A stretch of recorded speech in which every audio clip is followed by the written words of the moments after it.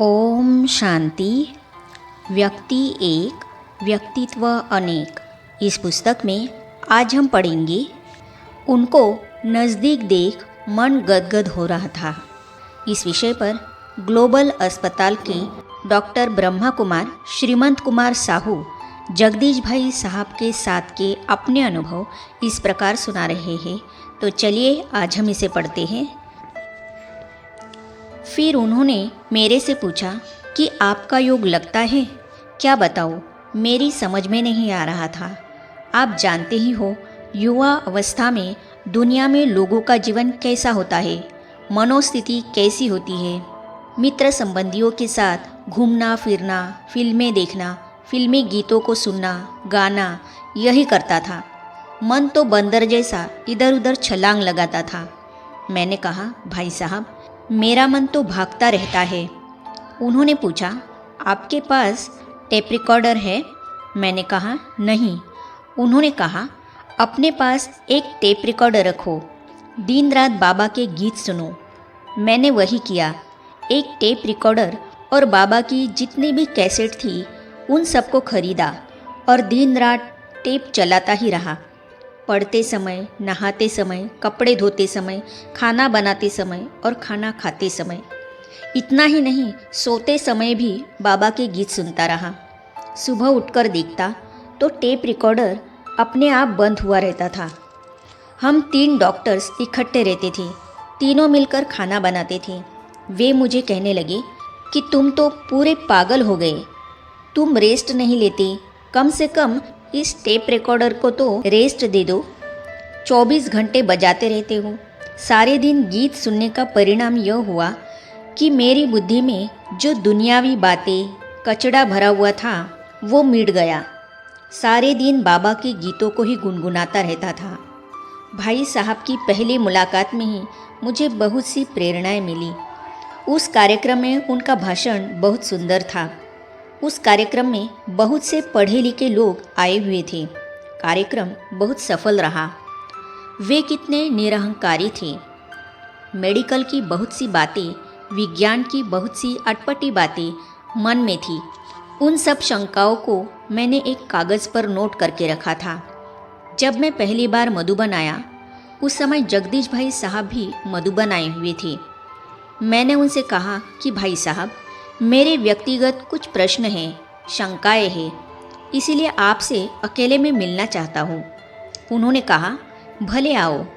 समय दिया शाम 7:30 बजे का। मैं पार्टी के साथ आया था। बहनें और पार्टी वालों ने कहा कि आज हम मार्केट जाएंगे। मार्केट गए तो बहनें कुछ खरीदने लगी। मुझे लेट हो रहा था क्योंकि शाम हो रही थी। भाई साहब ने टाइम दिया था 7:30 बजे, तो बहन जी से कहकर मैं दौड़ा दौड़ा पांडव भवन आया। भाई साहब के पास पहुंचते 5 मिनट लेट हो गया था। रिसेप्शन में जाकर देखा तो भाई साहब थे नहीं। इधर उधर ढूंढा तो हिस्ट्री हॉल में मधुबन की मीटिंग चल रही थी। भाई साहब वहाँ बैठे हुए थे। मैंने दरवाजे से झांका तो मुझे देखते ही वे बाहर चले आए।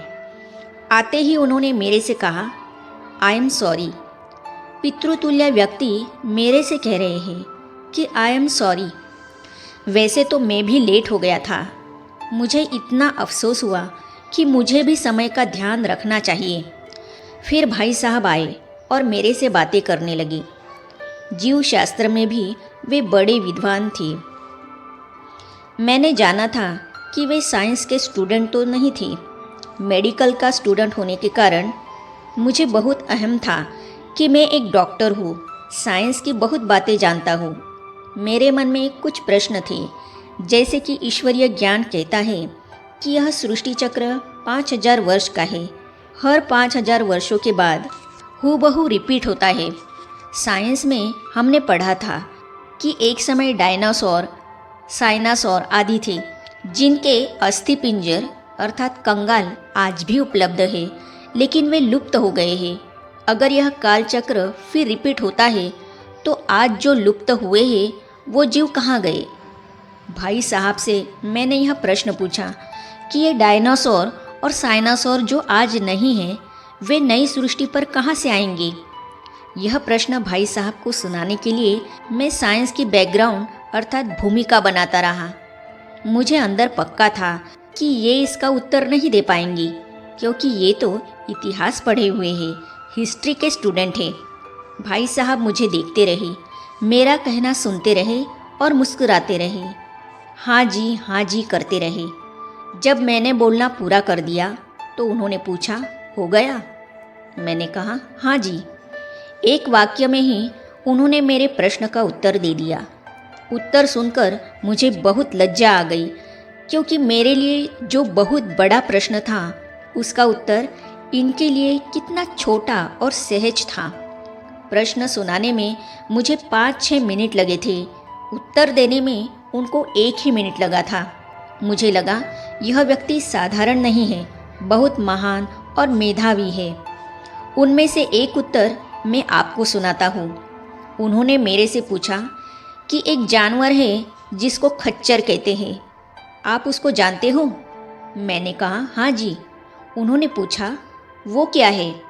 मैंने कहा, घोड़े और गधे की मिश्रित संतति है। ऐसे ही इस सृष्टि पर कई हाइब्रिड अर्थात मिश्रित उत्पत्ति है। आपने देखा होगा बरसात के दिनों में मेंढक सारे ट्रां ट्रां करते रहते हैं। मैंने कहा, हाँ जी। फिर उन्होंने पूछा, सर्दी के दिनों में आप इनको देखते हैं? मैंने कहा, जी नहीं। जीव शास्त्र में पढ़ा था कि ऐसे समय पर वे मिट्टी के नीचे चले जाते हैं और उनके अनुकूल वातावरण उत्पन्न होते ही वे फिर दिखने लगते हैं।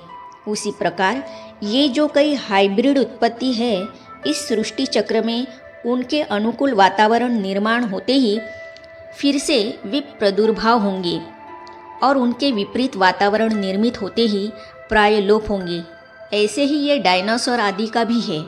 इस प्रकार मेरे मन में जितने भी प्रश्न थे उन सब का भाई साहब ने निवारण कर दिया। आज मैं गर्व से कह सकता हूँ कि मेरे मन में एक भी प्रश्न नहीं है। भाई साहब की लिखी हुई सारी हिंदी और अंग्रेजी किताबें मैंने पढ़ी है। उनसे मेरे सारे संशय और प्रश्न दूर हो गए हैं। आगे हम पढ़ेंगे, जिस गणेश जी को भक्त पूछते हैं उस गणेश जी से मैं साक्षात मिला और वरदान पाया।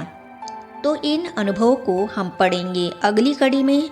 तो ये जानने और पढ़ने के लिए इस चैनल को सब्सक्राइब करने के साथ ही साइड में जो बेल आइकॉन है उसे भी क्लिक कीजिए, ताकि आने वाली सभी वीडियो और अब तक की सारी वीडियो आप तक पहुंचती रहेगी। ओम शांति।